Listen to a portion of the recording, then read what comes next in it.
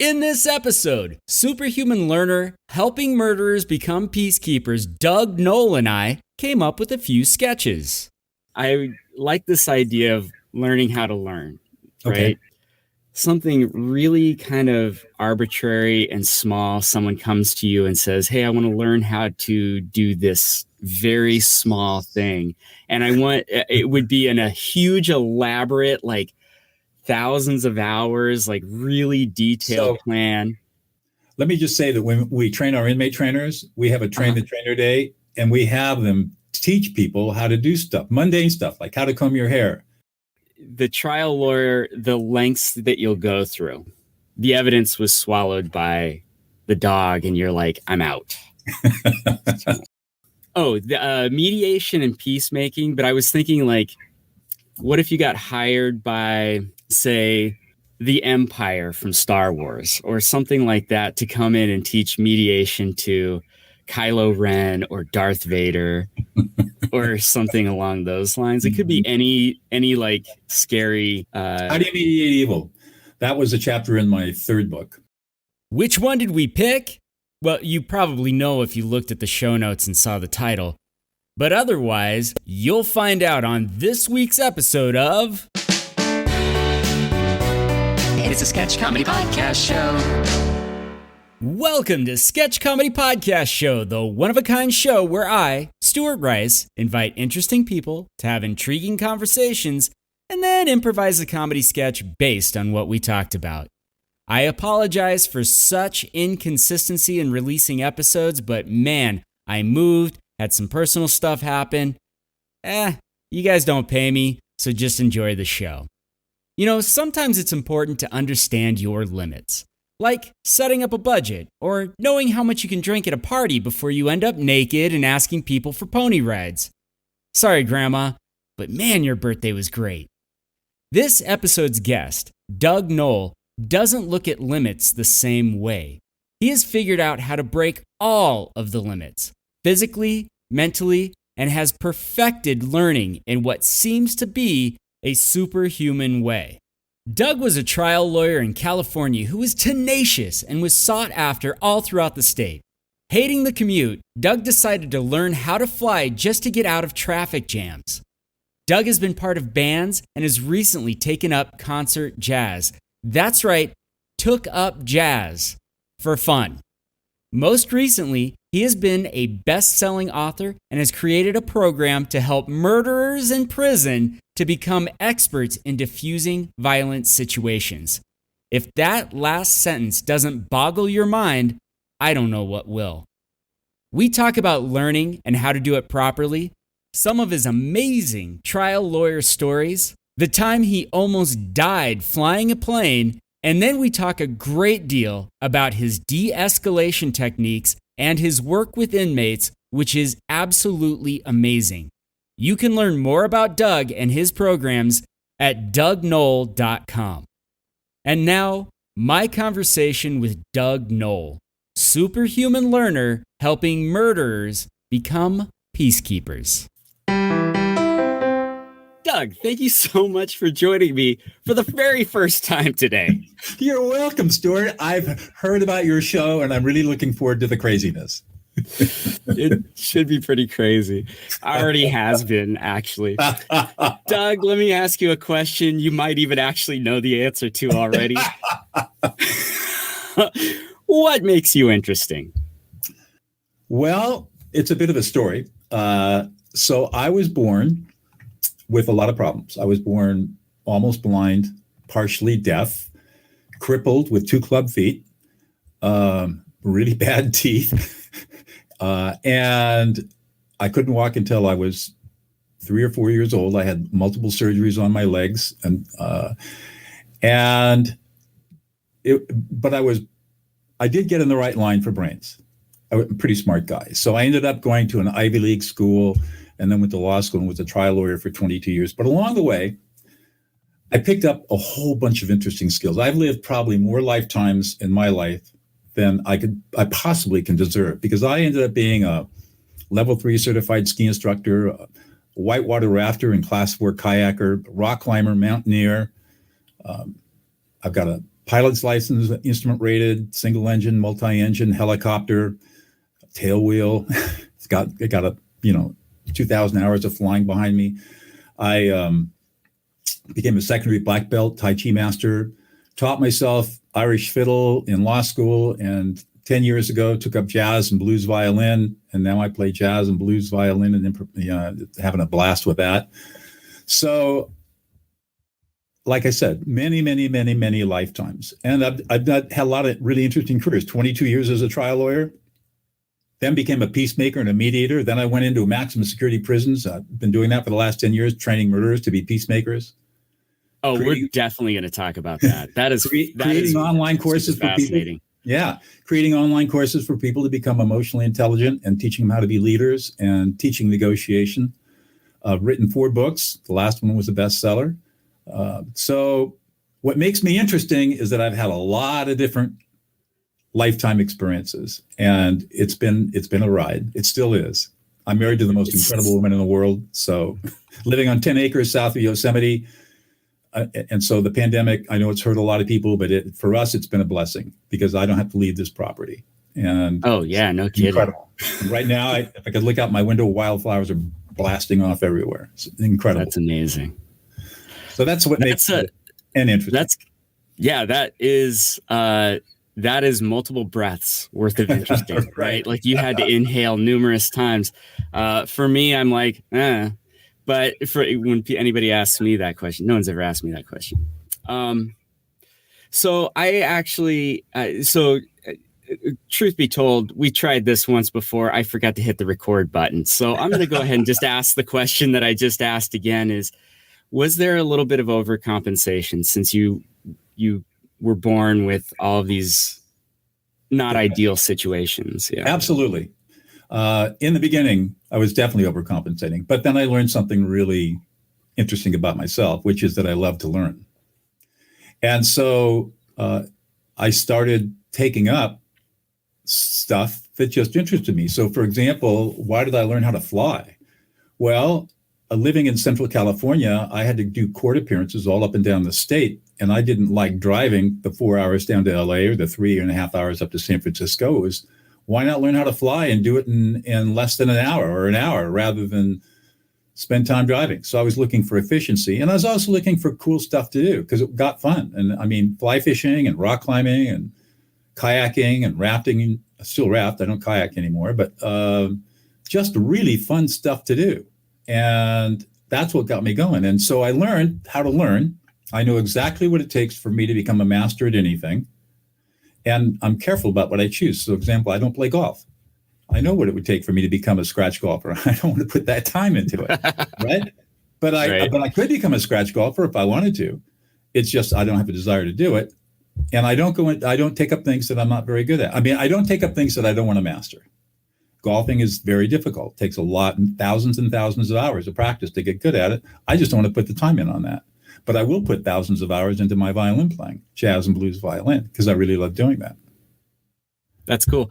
Have you, do you perform in front of people with my jazz and blues, just friends and family? When I was playing Irish and old timey, I had a band called Rosin the Bow, and we played all over California and chased girls. And when I was younger and much younger, I'm a little older today. It was a blast. When I was 55, I was chasing. It was a blast, I mean, we just had a blast with that, playing really fun music. And we played in bars and hotels all up and down the Gold Country of California and ski resorts and places like that, and just had a hell of a good time. That's fantastic. So you learned how to learn, and what did that mean for you? Like you saying like, I could become a scratch golfer. I just don't want to put the time into it. Just angered like probably 12% of this audience. How would you go about it? Like how does that start for you? Okay, so the first thing I'm going to do, let's just take golf for example, because I have swung a golf club before and taken a few lessons. So golf is a mental game. And it's also takes a high degree of eye-to-hand coordination and micro muscle movement coordination, learning exactly how to work everything. And you got all these different levers that have got all got to be coordinated together. And that's what makes golf so tough. But I do know from my martial arts training that the power of golf comes from your hips, not from your arms or your shoulders. So what I'm going to do is find a coach who is willing to work with me and is extremely knowledgeable about the kinesiology of a golf swing, of all the different, there are a number of different golf strokes and swings, right? So you got to master them all. So I'm going to find myself a coach who's also a kinesiologist, who really understands muscle memory, muscle movement, and is also able to teach the how, not the what. And then I'm going to work with that coach 2 or 3 times a week for 3 or 4 years. And the days that I'm not working with a coach, I'm going to have I've got 10 acres. I could have my own golf course, but I'd probably put up a net and a small putting green. And I would practice 2 to 3 hours a day, every day, even on the days that I have a lesson.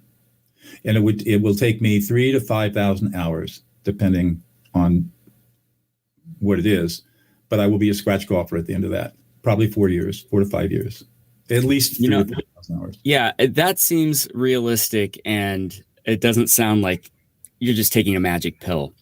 No. So I think that's a pretty strong lesson, is that anytime you want to get really good at something, you have to dump a ton of time into it. That's right. And it's got to be quality time. For example, this is the other thing I've learned. So in violin pedagogy is really stupid. So people who are trained in classical violin, they learned all the wrong way. And they can't improvise. They can't make up their own music if they're classically trained. In fact, they're afraid of improvisation. What I've learned is that I've got to have the same technical skills as a good classical violinist, but I only practice one thing for 5 minutes. And then I move on to something else. It's just 5 minutes every day, just doing one little thing. And over a year, I become a master at that little thing. So right now, for example, I'm working on bowing, a bowing technique, so you can't even hear the change of the bow. Right? Classical players, they have this big click when they do the change of the bow. I want my bowing to be absolutely seamless. So I go up, smooth. I come back down. You can't even hear the change.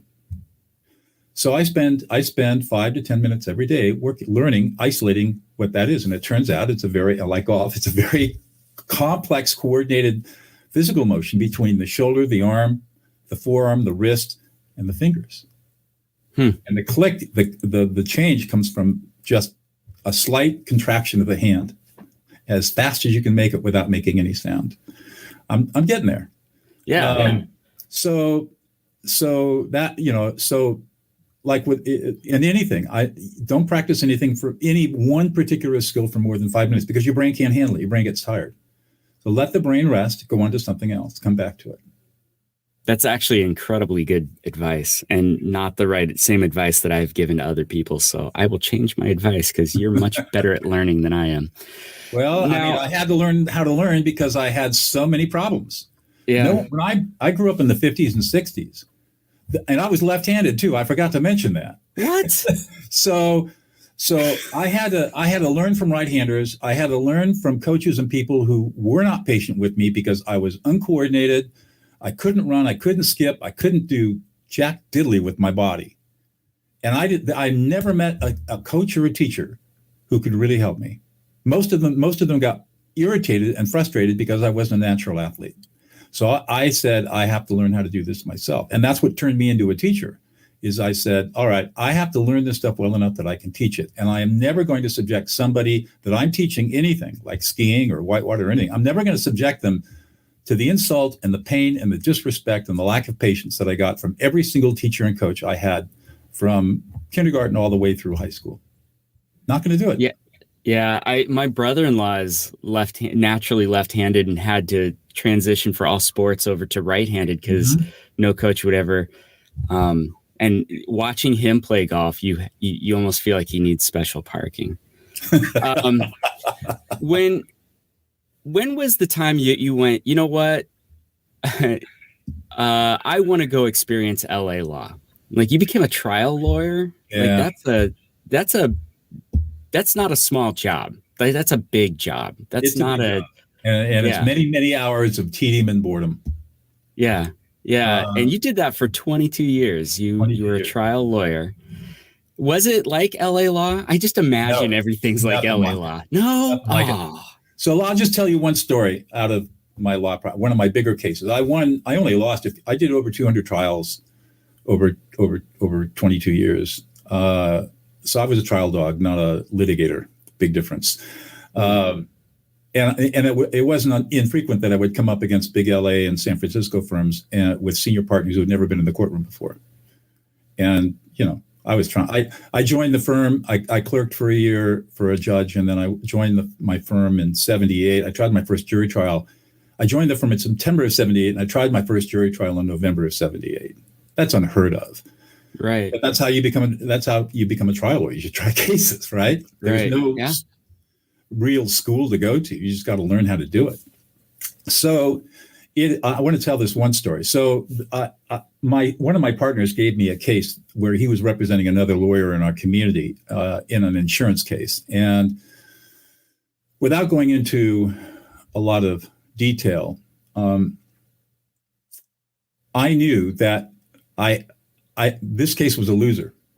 It wasn't going to work unless I could find something that would really work. So this is in Central California in the middle of the summer in August. It's typically 100 to 110 degrees. I had to go through a storage unit, 20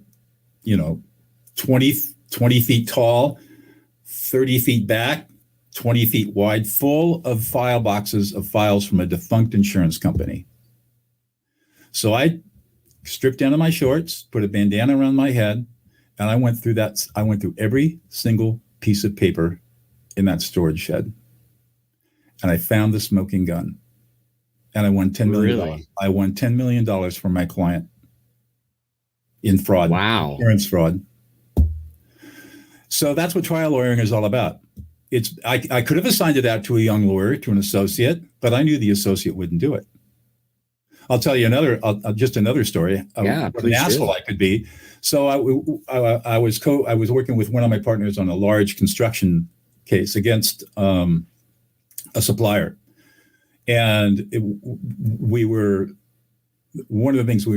there were problems with delays and stuff and so it ended up costing our client, the general contractor, a lot of money with the state of California. And so we were suing the supplier because the supplier didn't deliver on time and the stuff they delivered was crap.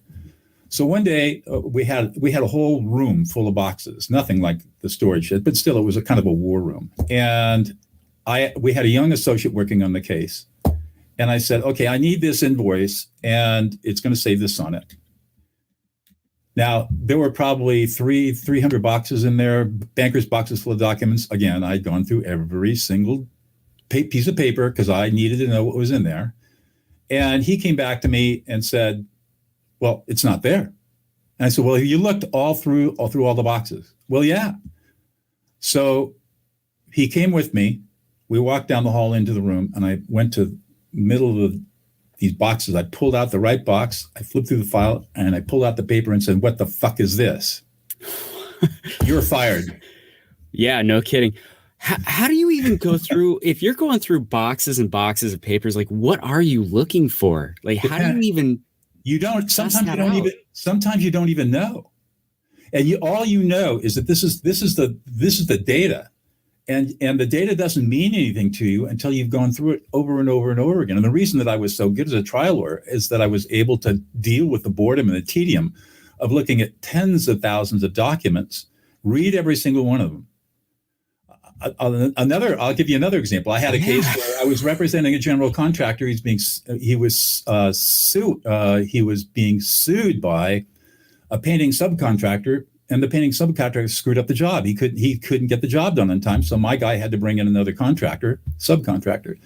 So I had asked for all the time records of all the painters that were working on the job, and the opposing lawyer, who's a nice guy, but he couldn't get them from his client until the Friday before trial. We were going into trial on Monday. I got those time cards, probably a stack of 500, 600 time cards. And on Friday morning, I went through the time cards and I just started looking at them. And I went through the time cards 5 times until I saw the pattern. And I said, they're screwed. And the next morning, or on Monday morning, we impaneled a jury, and Burnside puts up his subcontractor painting client, goes to the direct examination. I grab the cards, I put up a whiteboard, and I demonstrate to this guy that he had more than enough people to man the job. He was just an incompetent scheduler. And I showed it from his own time cards. And the only way I did that was to go through those time cards over and over and over again. And then we took a break, and Burnside realized he was screwed. So he talked to his client, and they dismissed the case with prejudice.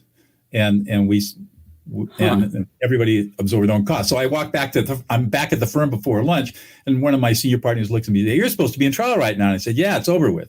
He said, "What happened?" I cross-examined the plaintiff, and they dismissed. He said, "What?"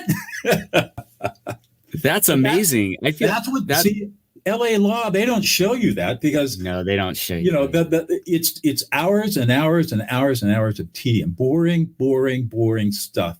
Going in commercial and business litigation, anyways, where you have to go through the documents and know them better than anybody else. And you will find the patterns and you'll find the smoking guns if you're willing to take the time. And I was, and that's why I won so much. And other lawyers just weren't willing to do that kind of hard work. No, I learned how to do that because I was going to say, because of all the difficulties I had growing up, I learned how to be patient. I learned how to deal with tedium and boredom, and I learned how to deal with pain. And boredom is painful. I learned how to deal with it. And so as hard as that was, it held me in good stead during the years that I was trying cases. That's amazing. All right, I'm going to try and leapfrog right into so the thing that really caught my eye with you, Doug, was the Prison of Peace project. Right. Now, 22 years as a trial lawyer, not a criminal trial lawyer. Correct. Never did criminal.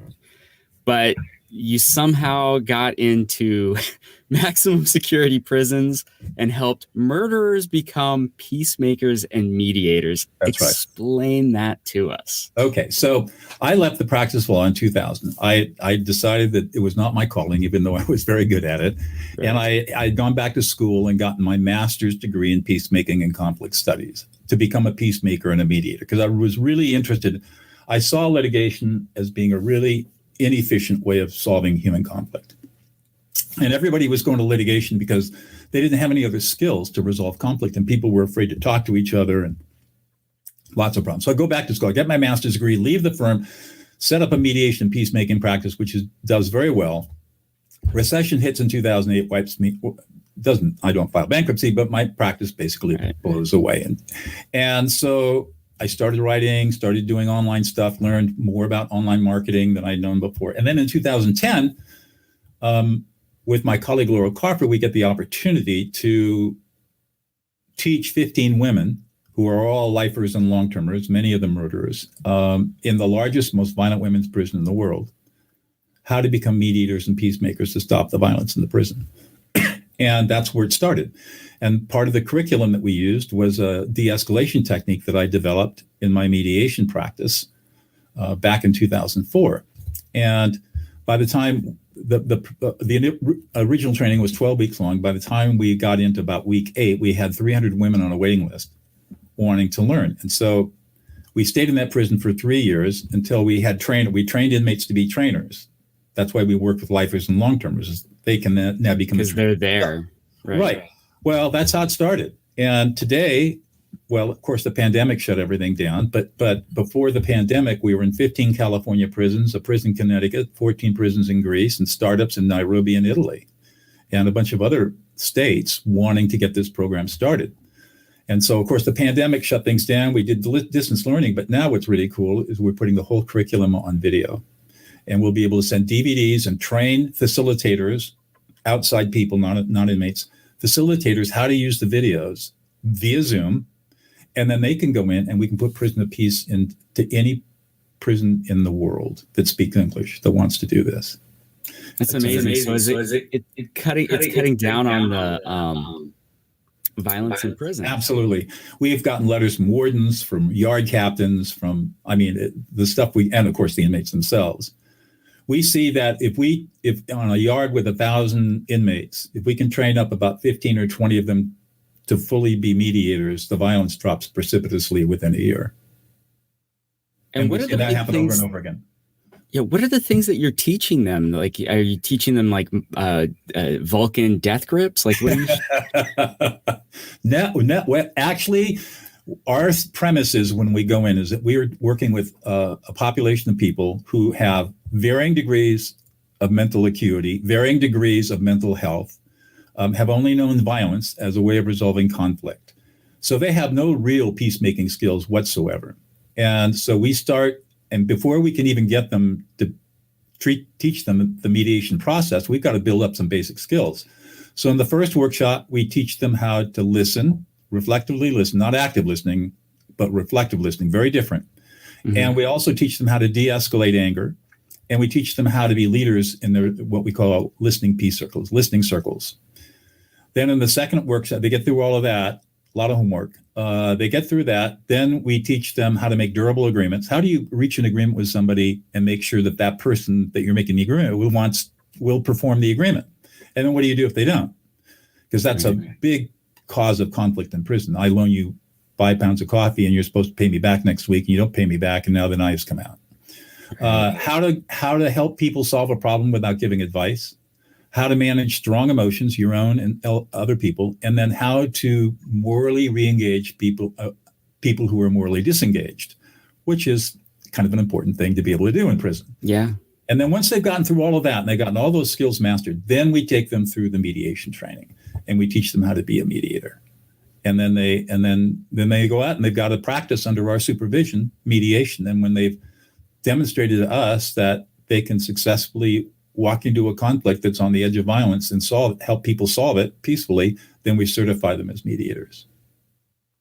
Now, see, that sounds like a life skill we should be teaching everybody. That's not correct. Just inmates, right? That's correct. In fact, that's what got me started on my book, De-Escalate, and now teaching people how to develop emotional competency, because I realized that, well, first of all, I'm probably taught thousands of inmates, but they all come to me and say, if I learned these skills 20 years ago, I wouldn't be in prison right now. Yeah.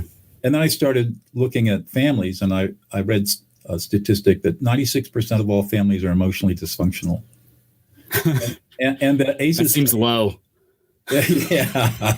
And the ACEs study that shows that adverse childhood experiences, including normal emotional abuse that parents do to children, even though they love their children, they still abuse them, leads to really bad medical outcomes later in life. Heart disease, cancer, diabetes, of course, we got drug addiction and crime and high divorce rates and all this stuff.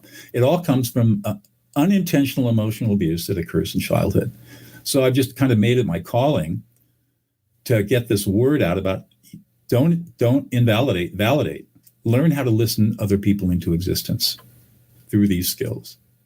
That's an interesting statement. Listen people into existence. Mm-hmm. Can you dive into that a little bit? I like the statement and I like the sentiment behind it. So what it means is that we learn how to listen to and reflect back people's emotional experiences. So I would say something like, so supposing you were pissed off at something, Stuart, I would say something, oh, Stuart, man, you are really pissed off. You're really angry. You feel deeply disrespected. You don't feel appreciated. You don't feel listened to. You feel sad and you're really anxious. You feel abandoned and unloved. And it's really making you angry and pissed off. I just listened to you into existence, because what I did was, instead of trying to fix the problem, instead of trying to argue whether you have a right to feel mad or not, all I did is reflect your emotional existence. And when you do that, the person the speaker is so grateful. It's probably the first time in their lives, one, when they felt emotionally safe, and two, they felt like somebody really understands and gets where they're coming from. And this is the skill we teach our inmates. The first skill we teach them is this skill. And it's the skill that I've taught tens of thousands of people around the world that are not in prison. It's the basis of my fourth book. And it is the foundational skill of life. Foundation. And that's that book is the de-escalate, how to calm an angry person in 90 seconds or less. Right. Now here's what is really cool about this. I discovered this by happenstance in 2004 in a difficult mediation. But in 2007, Matthew Lieberman, who's a neuroscientist at UCLA, published a brain scanning study where he showed why this works in the brain. We're hardwired for this. And so there's really strong neuroscience. Now there are 9 or 10 studies out there that have replicated this and just show that there's a neural process that's involved in this that makes it work every single time without failure. And once you master this skill, everything in your life changes. Unbelievable. Yeah. Doug, how long have you been married? This is my second marriage. We've been married 13 years. Probably going pretty good, because if you've got these skills managed. Our marriage is awesome. I never believed that marriage could be the way that it is. The way our marriage is the way that everybody talks about fairy book marriages. Yeah. My first marriage was not that way, because I was emotionally shut down. My first wife was emotionally shut down. We were both highly skilled professional people, but we were emotional infants. Yeah. And we never developed our own, didn't even know that we were that way. And it just led to conflict after conflict. And, but once I started mastering these skills, I discovered these skills in 2004, started really refining them, teaching them. I got remarried in 2008, and the Prison Project started in 2010, which is where we really refined the skills, acid tested in maximum security presence. And ever since then, it's just been amazing. I've gone all over the world teaching this to people, and of all different walks of life. I've gone to the Congressional Budget Office and trained senior analysts how to de-escalate members of Congress and their staff. So Imagine that. Maximum security prisons to the CBO. Which one's worse? Which one's harder to teach? None of them are hard. The CBO analysts are all introverts. They're extremely bright people. Many of them have double PhDs. And so they come with a rational mindset. And I blew them out of the water. I said, human beings are 98% emotional and only 2% rational. And you guys are all based on rationality, which is great, but you got to understand that you're only addressing 2% of what makes us human. And when you're dealing with congressional members of Congress and their staffs, they're emotional. There's not a lick of rationality in them. And they always saying, yeah, they're all irrational. I said, no, they're not. It's not that they're irrational, it's that they're emotional. And you guys have never learned how to look at them and look at emotions as data and learn how to work with that data in a very sophisticated, scientifically based manner. And once I said that, they got it. And then we went through the process of how you learn. Oh, that's beautiful. Learn to master these skills. That is amazing. Real quick, any interesting flying stories? Do you have one of those I've scared myself. Never almost crashed, but sure have scared myself. You've flown a helicopter? Yeah, I've got a helicopter rating. Wow. Helicopters seem like dark magic to me. Well, I've never been in one. I've seen them, but they scare me. I love flying helicopters. I haven't flown one in 25 years. So if I were to go out, if I wanted to fly a helicopter, I'd go out and get flight instruction, at least 10 hours of recurrent training to make sure that I'm safe. Helicopters are interesting. Airplanes are aerodynamically very stable. So once you get the airplane moving, it's off the ground, you get up to altitude, autopilot's on, it'll fly itself until it runs out of fuel. You don't even have to touch the controls. Not so with a helicopter. Helicopters are aerodynamically unstable. So you have to fly it all the time. And there are 5 different things. You've got 5 different controls on a helicopter. You've got your 2 anti-torque pedals, throttle, the collective, and so you've got all these things you've got to manage at the same time. And the first thing you learn to do in a helicopter is how to hover. That took me about 8 or 9 hours till I could have a good hover. Then once I learned how to hover, basically it's an airplane. And then emergency procedures, which in a helicopter are obviously different than an airplane, but they're cool. And the thing about a helicopter is, you don't need a 3,000 or 4,000 foot runway to put a helicopter down. You just need a little patch of something, and you learn how to power off at 1,000 or 1,300 feet, and you learn how to. You look down in the plexiglass bubble, you look down where your feet are, that's where you're landing. Right. So you can maneuver as you're going down, and you're looking for that flat spot, and you a flare. You learn and you practice that auto rotation till you're sick of it. Because it's got to be second nature, because that's how you get down if you have a power failure. So yeah, I've had some crazy experiences flying. Mostly safe, but I never really got myself in some situations where I thought, oh, this is not good, and I bailed out. I climbed out and got away and said that was stupid. But I've never been in a situation where I really felt like, I mean, it was hairy, but I didn't think, oh, I'm going to die. That's good. So, I mean, I think like one time for a long time, my wife was in Santa Barbara, had her practice in Santa Barbara. So I was commuting back and forth between Fresno and, I don't live in Fresno. I live 40 miles north, but in the mountains. But my plane's down at the Fresno airport. And so I'd commute back and forth. There's about a 45-minute flight down to Santa Barbara. And one time I was coming back, but there was a front coming through. And I kind of checked where the edge of the front was. Going to be a lot of rain. And I said, I think I can beat it. I probably shouldn't have gone because I got up and there are big, tall mountains. In California, there's a lot of mountains. And there's a range of mountains along the coastal range, which are quite tall. You got to be up at around 11,000 feet to clear those mountains and to be safe. I got up and all of a sudden I'm in the clouds, the rain's starting, and I lose all my electronics. And some water got inside and just sort of everything is sort of shorted out. So there are procedures that you do to let air traffic control know that you got a problem. And I could hear air traffic controller told me, squawk this if you can hear me, do this. So I did that. So they knew that I could hear them. I couldn't talk to them. I heard these jet pilots and, oh, that poor slob, he's down in the clouds with no radios and no nav. So I just I knew I could navigate, and I did beat the front. Eventually it broke out. And after about 5 minutes, 10 minutes of in clean, dry air, everything dried out and the transmitter came back on. I said, oh, I'm back with you. I'd like to descend, please, and get out of this. And they're quite happy to hear from me and said, yeah. And so I got in and landed. And just as I got the airplane back in the hangar, this huge front came over and just torrential rains. And I just caught the edge of it. So it was it was spooky, but you're trained for it. So, I mean, it was uncomfortable. It was kind of hairy, but as long as the airplane is straight and level and flying, and I'm high enough up, I'm not going to hit anything, I'm okay. And I know I'm going to get out of it eventually. Right, man. If I run out of phone battery when I'm in the bathroom, I panic. I don't even know what I would do in that situation. Oh my goodness.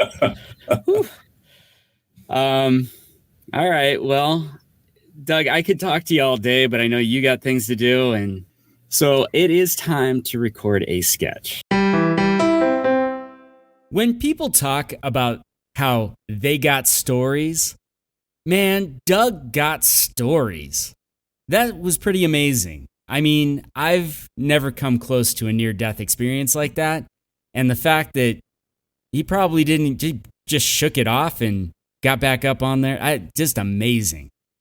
Hey, Doug, do me a favor. Make sure you let everybody know how they can learn more about your programs and about you. First of all, I'm a one-man guy. I have no entourage. I have no big people behind me. Yep. Just go to DougKnoll.com. That gets you to the homepage. And then from there, you can just explore. I've got many, many articles on everything I've talked about today, at least around peacemaking and de-escalation, emotional competency. There you go. If you need to email me, it's really difficult, Doug@DougKnoll.com. And I respond to all my own emails, so feel free to reach out. I've got a ton of YouTubes, and you can find me on LinkedIn, Twitter, Facebook. I'm not big on social media. I've got more of a LinkedIn presence than anywhere else. But I post, but I don't hang out there. Social media is like television. I don't have time for it. Well, Doug, I hope you have enough time to listen to your brilliant sketch. You're good enough, you're smart enough, and doggone it, the force is with you. Why is Snoke making me waste my time with this anger management crap? Ugh, here's the door. Yes, are you Dr. Knoll? I am. And you are? My name is Kylo Ren, and I am here because my stupid staff at the Empire just doesn't seem to understand. They need to get things done, and they don't do it fast enough, and I get so angry I just can't help it but slice them in half. So you're really frustrated. You feel really disrespected, and nobody listens to you. Nobody appreciates you. You've got a lot of anxiety around that because you can't get stuff done. And you're a little sad because you want the respect that you're not getting. And the whole thing just really pisses you off. It does really piss me off. I've got these voices in my head that keep talking to me. I've got Snoke telling me what a fool I am if I don't get things done. And then I've got Rey, I keep seeing her, and she's telling me how awful and evil I am. You've got all these voices in you that are telling you, shaming you. So you feel a lot of shame, a lot of humiliation, and you are being constantly reminded you aren't good enough. And that really frustrates you and pisses you off because you know deep inside you're a good person and you have the capacity for love and you have the capacity to be compassionate. But you've got all this other shame and humiliation and embarrassment going on that is moving you in a direction away from where you want to be. Well, my biggest shame is that I'll never be Darth Vader, even though he was my grandfather. Han Solo and Princess Leia are my parents, and I can't seem to escape that, and I just want to murder them. So you are really enraged over the fact that you cannot be like your grandfather. And you're feeling a lot of shame and humiliation because you're not living up to the people truly brought you into the world and love you. And it just makes you so infuriated that you just want to lash out. With my lightsaber, and I like to cut people in half. So you really enjoy power. And you really enjoy demonstrating power because that soothes you. It soothes your anxiety. The choices you've made so far are to use that kind of violence to soothe your anxiety and to quiet the shame and humiliation you're feeling.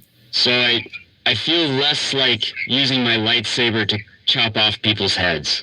So you're feeling like it's not such an impulse now. And maybe you're feeling some hope rather than despair that there's a better way, or at least a different way.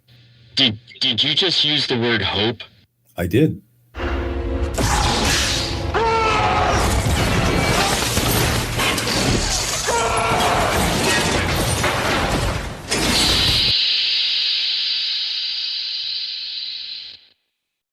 I have to hand it to Snoke. I do feel better. I really hope you enjoyed this episode of Sketch Comedy Podcast Show. I hope you enjoyed it as much as we enjoyed making it. Head over to sketchcomedypodcastshow.com if you'd like to hear more episodes, find out more about the show, or if you are an interesting person, even apply to be on the show. Sketch Comedy Podcast Show is protected under a Creative Commons Attribution No Derivatives 4.0 International License.